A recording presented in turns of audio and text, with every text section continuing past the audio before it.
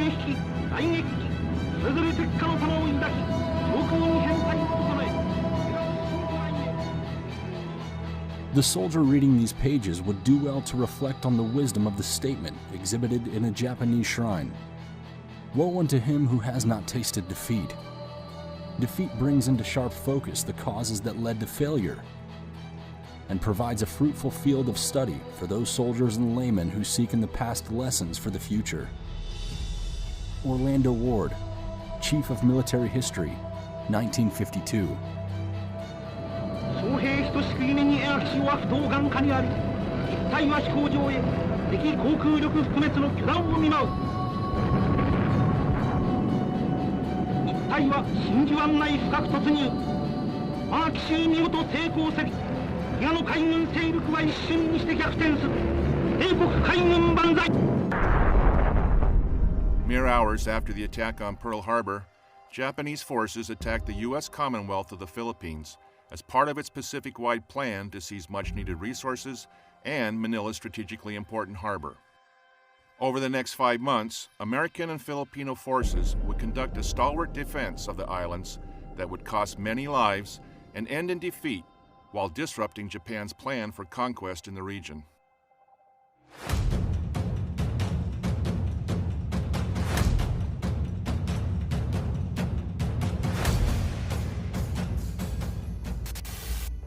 By 7 December 1941, the Philippines, a chain of 7,000 islands in the Pacific, had been a U.S. territory for over 40 years.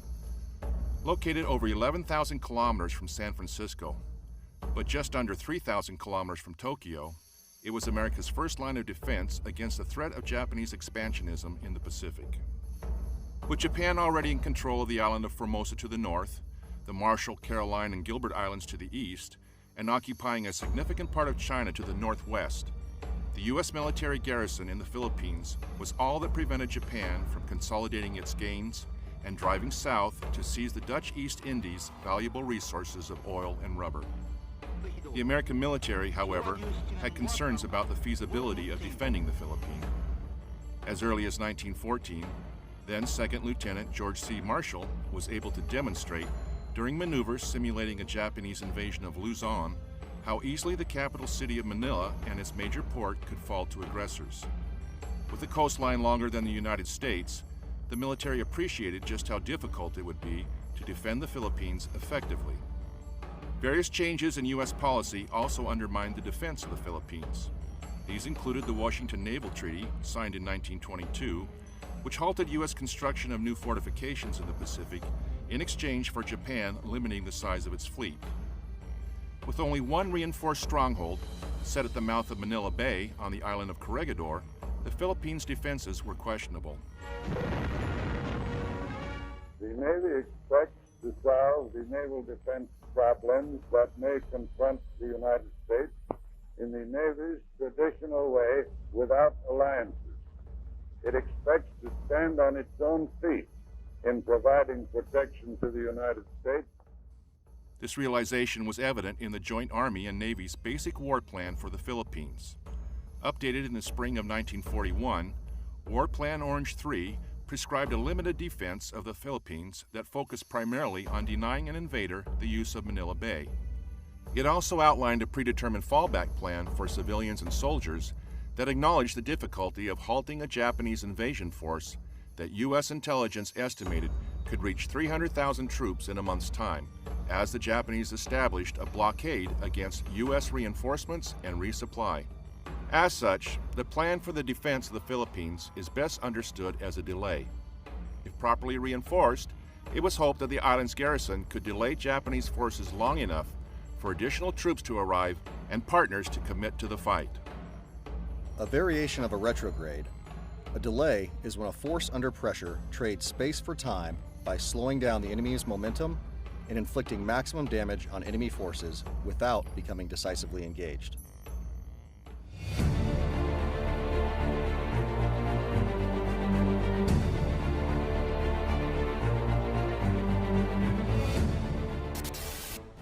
In 1935, the U.S. Congress voted to make the Philippines a Commonwealth with full autonomy at the end of a 10-year transitional period. This change to self-governance shifted the responsibility for the defense of the islands to the Philippines government and its people.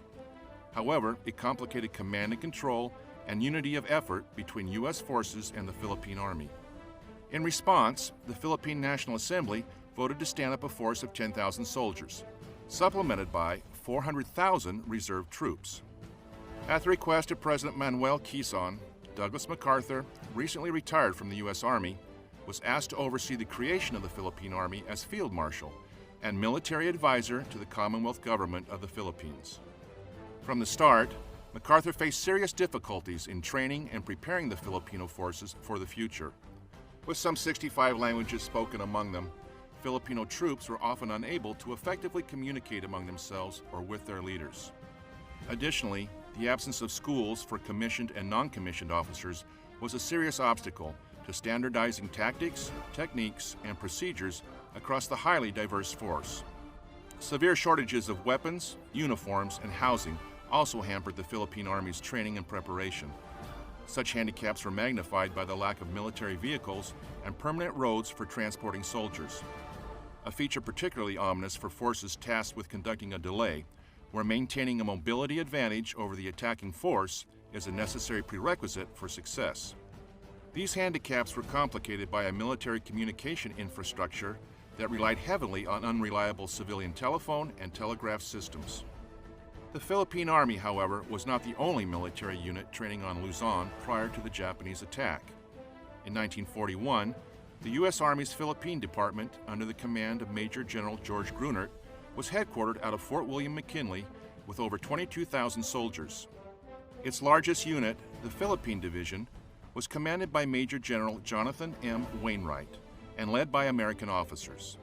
Though these two forces were originally intended to operate independently, the U.S. forces under Grunert and the Philippine Army under MacArthur began combined training exercises in July 1941 as war with Japan appeared more likely. Japan, a member of the Axis alliance, had moved military units into French Indochina and assumed protectorate status over the territory. For the two generals, this posturing indicated that the Japanese could be preparing for additional offensive operations in Southeast Asia and the South Pacific. They say trouble always comes in threes. Take a good close look at this trio. Remember these faces. Remember them well. If you ever meet them, don't hesitate. Intelligence analysts assess adversary actions and the posture of their forces to determine their intent and identify indications that can be used to warn of a pending attack. Indications and warnings are tied to timelines that inform commanders of how long before an adversary is capable of attacking and which course of action they are likely to pursue. These timelines enable the planning and response framework to react in accordance with the severity of the indication and the estimated enemy course of action. Commanders can then execute measures to deter the enemy from continued hostile acts while posturing friendly forces to respond if deterrence fails.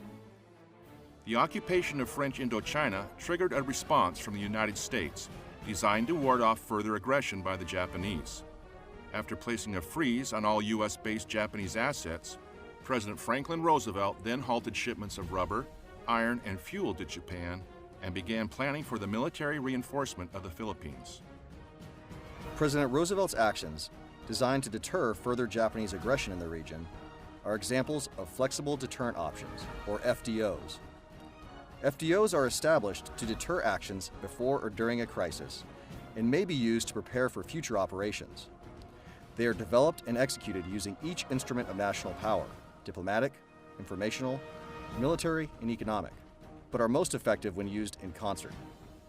FDOs provide options for decision makers during emerging crises to allow for gradual increases in pressure to avoid unintentionally provoking full-scale combat, while simultaneously enabling leaders to develop the situation and gain a better understanding of an adversary's capabilities and intentions. Already reeling under trade restrictions imposed the previous year, this action pushed Japanese military leadership into a corner. Lacking the necessary materials to continue their plans for conquest, they made the decision to go to war by December 1941 if negotiations failed to reverse U.S. sanctions.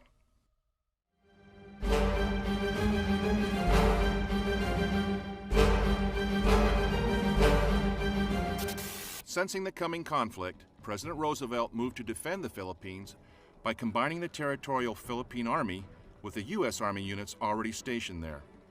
He then placed Macarthur in command of the newly combined force, designated as United States Army Forces Far East, or USAFE, and charged him with defending the islands. Macarthur was also recalled to active duty in the U.S. Army and was soon promoted to the rank of general.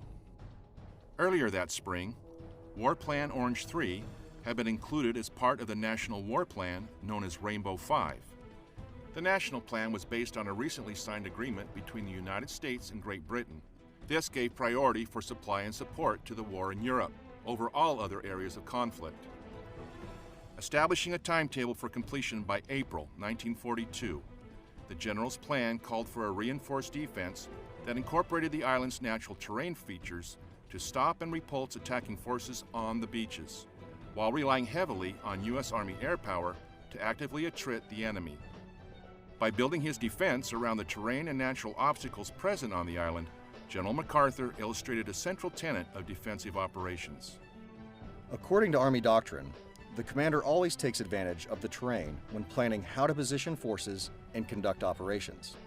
The terrain dictates where a delaying force can orient on a moving enemy force and ambush it. A commander conducting operations in compartmentalized terrain selects locations that restrict the enemy's movement and prevent the enemy force from fully exploiting its combat superiority. Chief of Staff General George C. Marshall was personally familiar with the Philippines, and after reviewing MacArthur's plan, authorized immediate transportation of the essential supplies and reinforcements that he had requested.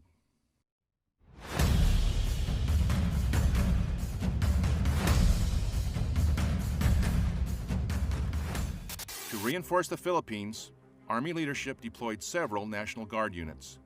The 200th Coastal Artillery Regiment and the 192nd and 194th Tank Battalions equipped with M3 Stuart tanks. MacArthur also received reinforcements for his air arm to include P-40 Warhawk fighter planes and B-17 Flying Fortress bombers. However, shortages in shipping space meant that some items were delayed or did not arrive. In one instance, air crews arrived in Manila ahead of their aircraft just before the start of hostilities in December. Since delivery of their A-24 Banshee dive bombers never occurred, these airmen spent the rest of the war fighting as infantry. To compensate for his lack of updated equipment and well-trained personnel, MacArthur's plan relied heavily on close integration with the Filipino forces. Recalling all 10 divisions of the Philippine Army from reserve for training and refitting, he task organized them into 5 distinct forces. The North Luzon Force, under the command of Major General Wainwright, defended strategically important areas of Luzon. These included the only beaches wide enough and deep enough to accommodate a large-scale amphibious landing. The North Luzon Force also had responsibility for the Bataan Peninsula, War Plan Orange's designated fallback area should the Japanese invasion prove unstoppable. Organizationally, the North Luzon forces consisted of the horse-mounted 26th Cavalry Regiment and the 1st Battalion, 45th Infantry, both of which were fully equipped and extensively trained Philippine scouts.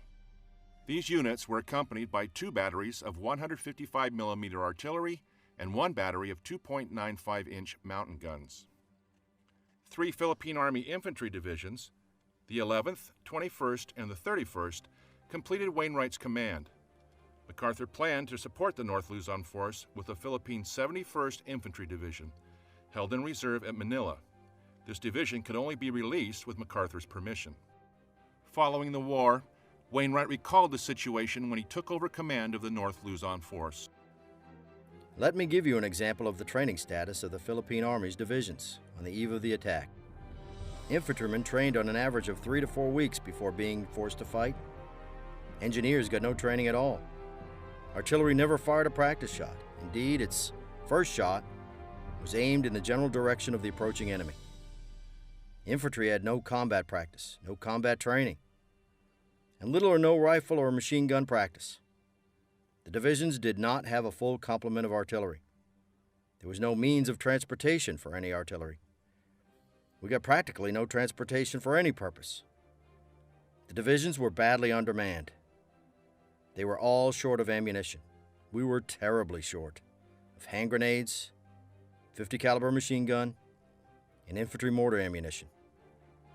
My command was spread over an area 75 miles from north to south and 100 miles from east to west. But the only means of communication with the various divisions was through the public telephone lines. The South Luzon Force, commanded by Brigadier General George M. Parker, Jr., was responsible for defending a zone covering the capital of Manila all the way south to the tip of Luzon. His forces were comprised of two Philippine Army infantry divisions, the 41st and 51st, that found themselves in the same training and equipment shortage situation as the North Luzon Force. They were supplemented by a battery from the 86th Field Artillery of the Philippine Scouts. Macarthur's 3rd Force was organized to defend the Bisayan-Mindanao Islands area. It fell under the command of Brigadier General William F. Sharp and included three Philippine Army infantry divisions, the 61st, 81st, and 101st. The Harbor Defense Force, under the command of Major General George F. Moore, was Macarthur's 4th Force and was comprised of 4 regiments of coastal artillery and 1 regiment of air defense artillery. The 5th and final force, located north of Manila, was the Reserve Force, under Macarthur's direct command. Along with USAFE headquarters, the Reserve's operational forces consisted of the Philippine 91st Division and the U.S. Philippine Division, consisting of 3 infantry regiments and the Division Artillery, or DIVARTI. It also included the 1st Provisional Tank Group, consisting of 2 tank battalions. Rounding out General MacArthur's command was the Far East Air Force, commanded by Major General Lewis H. Brereton, which, in December of 1941, was the largest concentration of Army Air Corps aircraft outside of the continental United States. Logistical support, including food, ammunition, weapons, and medical supplies, were transferred from depots on Bataan and the island of Corregidor and distributed to each defending force. This was done to support MacArthur's desire to defend as far forward as possible. The 16th Naval District, under the command of Rear Admiral Francis W. Rockwell, was also a vital part of the defense force. With installation at Cavite, Olongapo, and Corregidor, it included cruisers, destroyers, submarines, patrol boats, and the 4th Marine Regiment.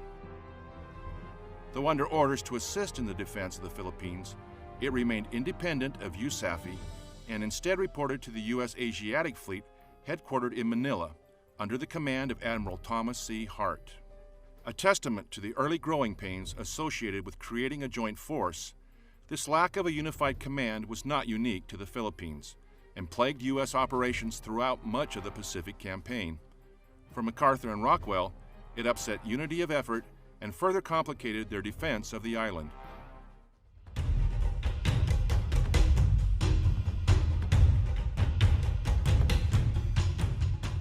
Running low on resources in the summer of 1941, the Japanese prioritized the seizing of the Dutch East Indies and the Malay Peninsula ahead of all other goals. We were in their way. We had to be removed. But in the Japanese way. To do this, they understood that the U.S. naval forces stationed at Pearl Harbor needed to be neutralized, and that the threat from U.S. naval and air power in the Philippines had to be addressed. Deciding on his final attack plans in mid-November, Japanese Imperial General Headquarters assigned Lieutenant General Masuharu Homa and his 14th Army to conquer the Philippines. Lieutenant General Homa's army was made up of the 16th and 48th Infantry Divisions, augmented with additional armor regiments and mountain artillery brigades. Although they were called regiments, Japanese armor regiments were equivalent to American armor battalions, and Japanese tanks were of poor quality, their medium tank being smaller than the American Stuart light tank. The Japanese invasion of the Philippines was planned down to the hour, and by integrating land, sea, and air power, they quickly overwhelmed U.S. and Filipino forces, establishing several key lodgements. Japanese plans called for the complete destruction of the Far East Air Force and the seizure of several key airfields throughout the island chain. This would give the Japanese air superiority, enabling Homa's divisions to attack without being harassed from the air. To do this, Japanese infantry would seize the key airfield on Bataan Island north of Luzon, while fighters and bombers stationed on Formosa would attack airfields on Luzon. Japanese infantry would then continue to other fields at Apari, Vigan, and Legazpi, further south, culminating with the seizure of the airfield at the Bao on the large island of Mindanao, south of Luzon. With air superiority established and several airfields secured, the 14th Army would be free to begin its main landings on Luzon. The 14th Army's main effort would then come ashore at Lingayen Gulf, some 200 kilometers north of Manila, and begin attacking towards the capital. A smaller force would land at Lamon Bay, 120 kilometers south of Manila, and proceed north to link up with the larger force in a combined assault on the city.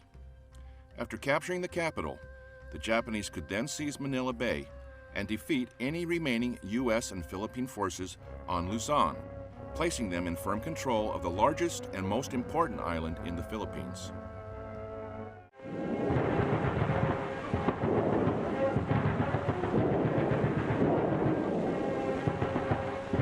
The attack on Pearl Harbor signaled the start of the invasion of the Philippines. U.S. Asiatic Fleet Headquarters in Manila was the first to be notified at 0230 hours local time on 8 December. General Macarthur, however, was not notified of the event until an hour later when his chief of staff heard the news over the radio. Macarthur immediately put his troops on alert. Attacked 4 months earlier than intelligence estimates predicted, Macarthur had only a fraction of the necessary equipment and supplies he needed to defend the Philippines. As the Japanese began their invasion, the majority of Macarthur's soldiers, and in particular the Philippine Army troops, lacked even the most basic necessities, from boots and helmets to serviceable rifles and ammunition. More importantly, they lacked the training necessary to fight as units in the field. In contrast, the Japanese forces were better trained and well equipped, with units having prior battlefield experience obtained during the ongoing Sino-Japanese War.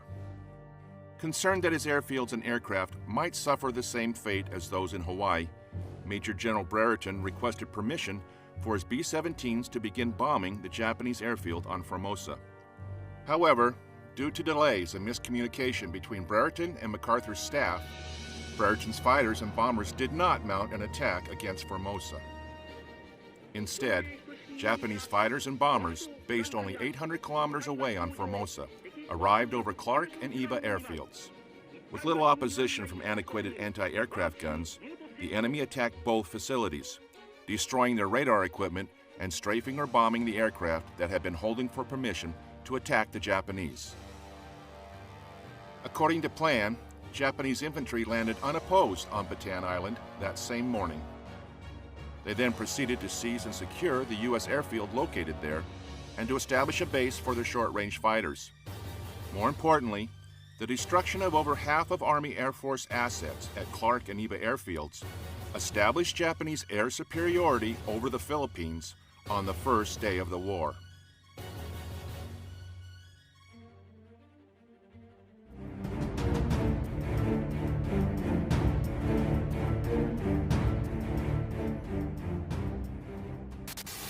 The next day, 9 December, Japanese bombers from Formosa struck Nichols Field, destroying more aircraft and seriously damaging the installation.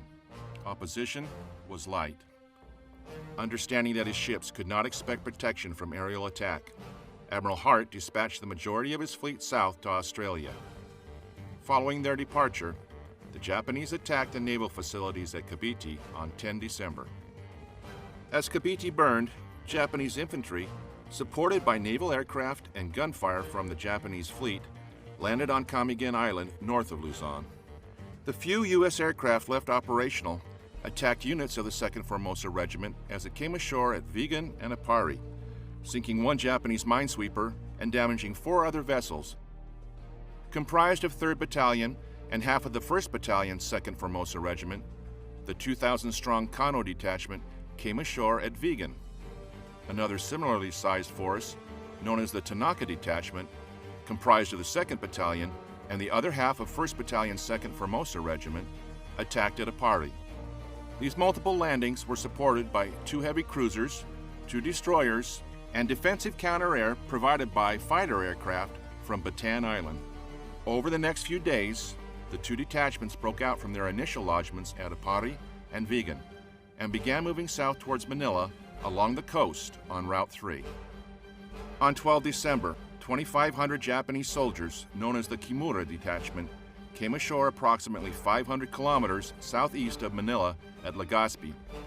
General Parker, commander of the South Luzon Force, sent untried elements from the 41st and 51st Philippine Army divisions to counterattack, but these were soon routed by the better-trained Japanese.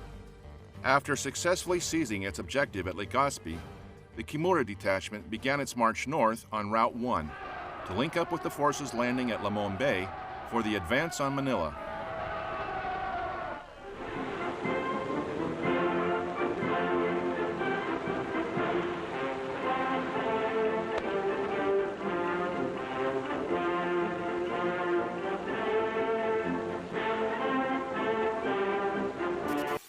Keeping to Lieutenant General Homa's timetable for the taking of the Philippines, enemy landings until now had been minor incursions. However, on 22 December, Homa's main effort came ashore along the Lingayen Gulf. Comprised of the entire Japanese 48th Division, with attached elements of the 16th Division, Homa's Lingayen force totaled just over 40,000 soldiers. Following a carefully timed plan that called for landings at 3 different locations, along a 24-kilometer stretch of the Gulf, the first wave of Japanese landing craft approached the beaches at 0500. Beginning in the south, units of the 47th Infantry Regiment and elements of the 48th Mountain Artillery landed at the village of Aguu. Overcoming rough seas and weak resistance from unseasoned units of the 11th Philippine Infantry Division, the Japanese landed most of their forces with minimal loss. The middle landing was conducted by units of the 1st Formosa Infantry Regiment and elements of the 48th Mountain Artillery at the village of Arangay. The landings were virtually unopposed, and the 1st Formosa troops soon turned south on Route 3 to join their comrades of the 47th Infantry Regiment who had landed at Aguu. The final landing, 2 hours later, by units of the Kamijima Detachment, composed primarily of the 9th Infantry Regiment, occurred further north at the village of Bawang. Moving ashore through rough waters, they briefly encountered stiff resistance from troops of the 12th Philippine Infantry Regiment before seizing the village. Breaking out from their lodgment, they dispatched patrols along Route 3 to make contact with Colonel Tanaka's detachment as it came south along the road. Advancing against light resistance, a unit of the Kamijima Detachment attacked along the Bawang-Baguio Road that ran to Rosario through the Cordillera Mountains and then seized the airfield at Nagilian. The enemy's success forced the 71st Philippine Regiment and elements of the 11th Philippine Division to withdraw. Meanwhile, the main body of the Kamijima Detachment seized the village of Baguio further east to prevent U.S. forces from outflanking the landing force and to act as a rear guard for the Japanese advance on Manila. As the enemy began its move inland, Wainwright's 21st Division defended the southern shores. This left the soldiers of the 26th Cavalry Philippine Scouts, led by Colonel Clinton A. Pierce, to defend against Japanese movements south along Route 3 from the village of Puzurobio. Advancing south along Route 3, Colonel Hifumi Imai's 1st Formosa Regiment and elements of the 48th Mountain Artillery received little opposition from the inexperienced and lightly armed 11th Division as they advanced towards the village of Damortis. Along the way, they linked up with the 48th Reconnaissance 9th Infantry Regiment and the 4th Tank Regiment. Both had come ashore earlier north of Damortis.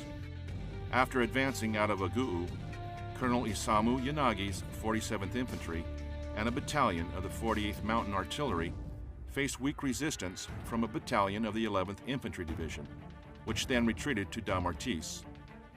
Aware of the growing advance on Damortis, General Wainwright ordered the 26th Cavalry to move from Puzurobio through Rosario and onto Damortis to aid in its defense. When the 26th Scout Car Platoon arrived at Damortis, they found the town unoccupied. The platoon then moved north on Route 3, where it made contact with the Japanese 48th Reconnaissance and 4th Tank Regiment.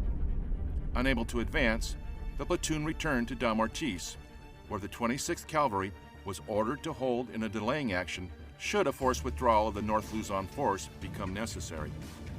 At 1300, Japanese aircraft, armor, and infantry units began the attack on Damortis. In response, Colonel Pierce asked for additional support from General Wainwright, who requested a company of tanks from Brigadier General James Weaver, the Provisional Tank Group commander. Due to a fuel shortage, Weaver was only able to send a platoon of 5 tanks, all of which were either destroyed or damaged by 47mm anti-tank fire or the enemy's tanks. By 1600, additional Japanese units joined the battle, and by 1900, Damortiz had fallen into Japanese hands. Ordered to withdraw, Colonel Pierce's cavalry paid a heavy price in lives and horses, while performing successful delaying actions to protect the 11th Division's right flank.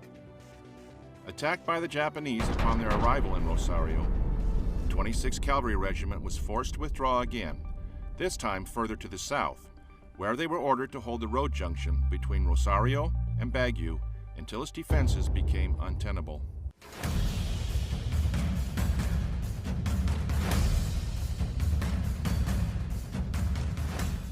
By the morning of 23 December, elements of the 71st Division were in place along Route 3 south of Sison, preparing their defense while the 26th Cavalry passed south through their position on their way to Puzurobio.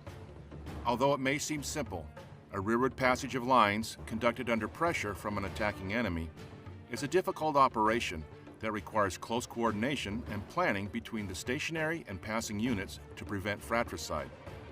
Rearward passage of lines are also important enabling operations for a delay or other retrograde, maintaining enemy contact while allowing for the recovery of security or other forward forces. While similar in planning and execution to a forward passage of lines, a rearward passage of lines is more difficult as the enemy likely has the initiative, and the rearward passing soldiers are often fatigued and disorganized from battle. Friendly forces may also be more difficult to recognize because the enemy may be intermixed with them.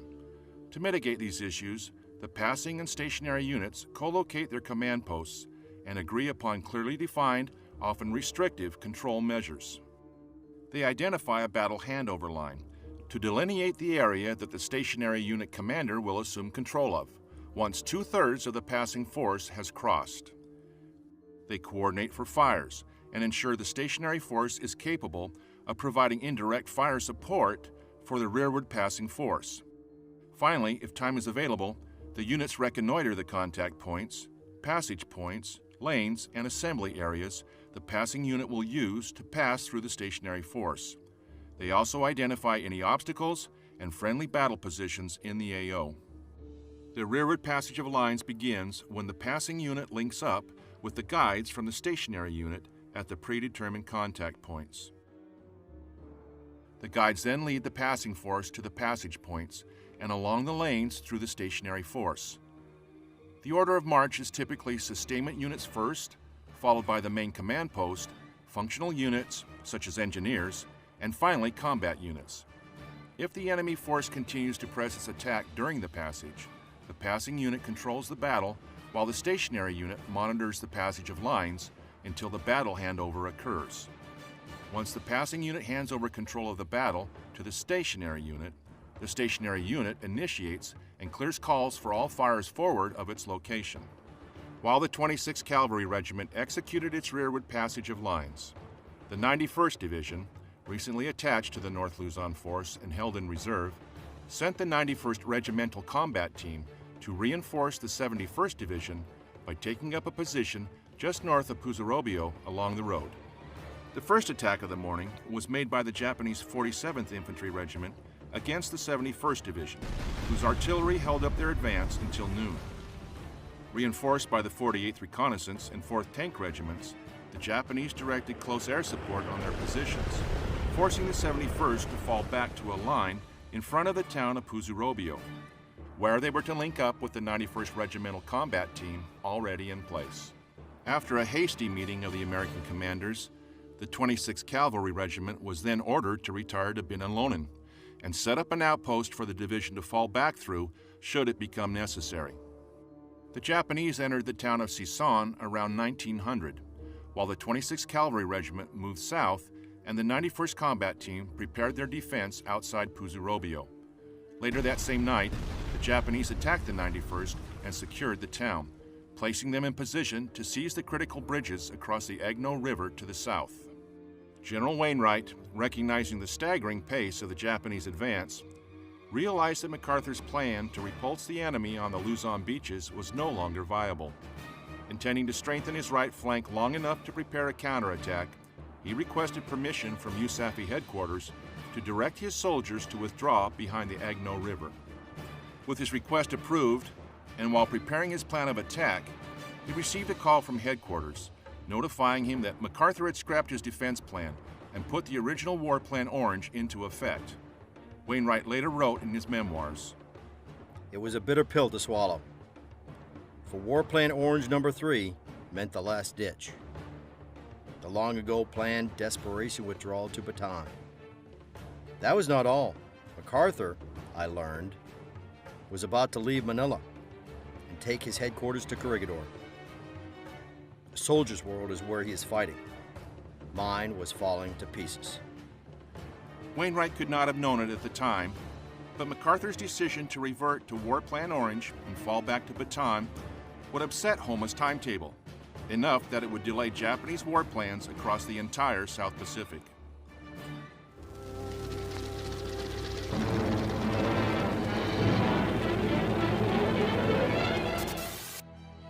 Christmas Eve arrived with the landing of Japan's Lamon Bay Force, 322 kilometers to the south of the Lingayen Gulf, under the command of Lieutenant General Susumu Morioka.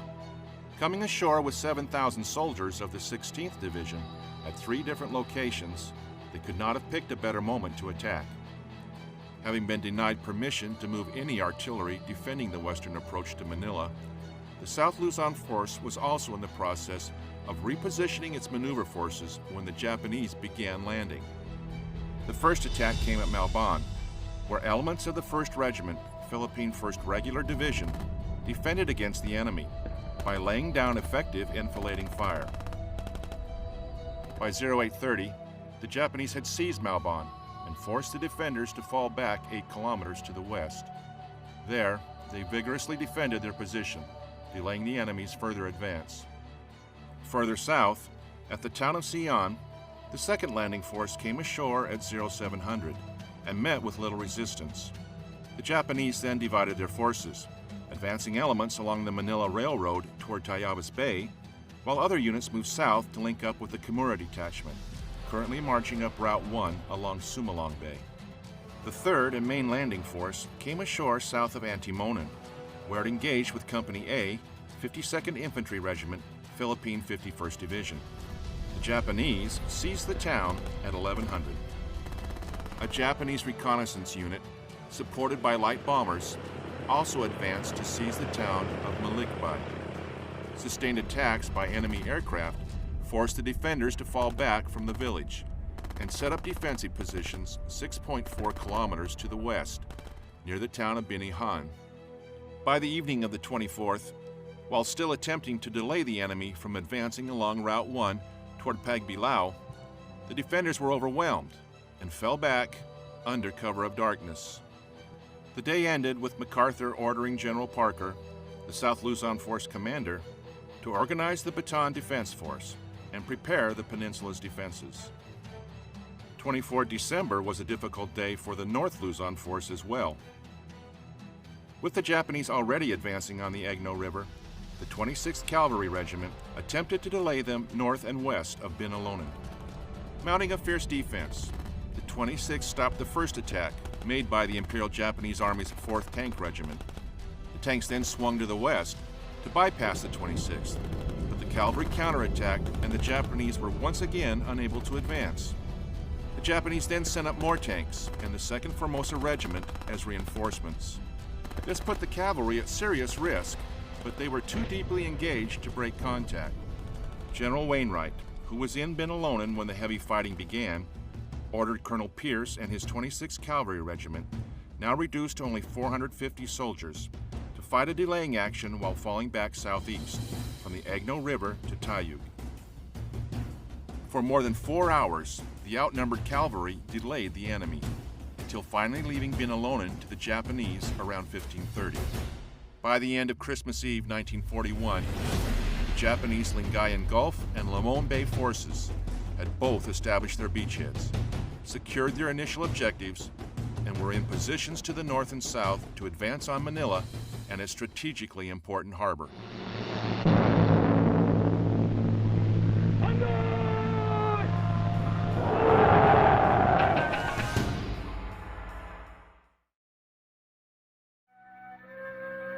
I, the whistler, know many things, for I walk by night. We interrupt our previously scheduled program to bring you this important news bulletin. Japanese soldiers have seized control of the Philippines' capital city of Manila and are marching against our remaining forces dug in on Bataan. As a result, President Roosevelt has ordered General Douglas MacArthur to leave the territory immediately. Without the ability to send supplies and reinforcements or to rescue those soldiers remaining behind, they are now left to rely more than ever on their skills and courage to survive.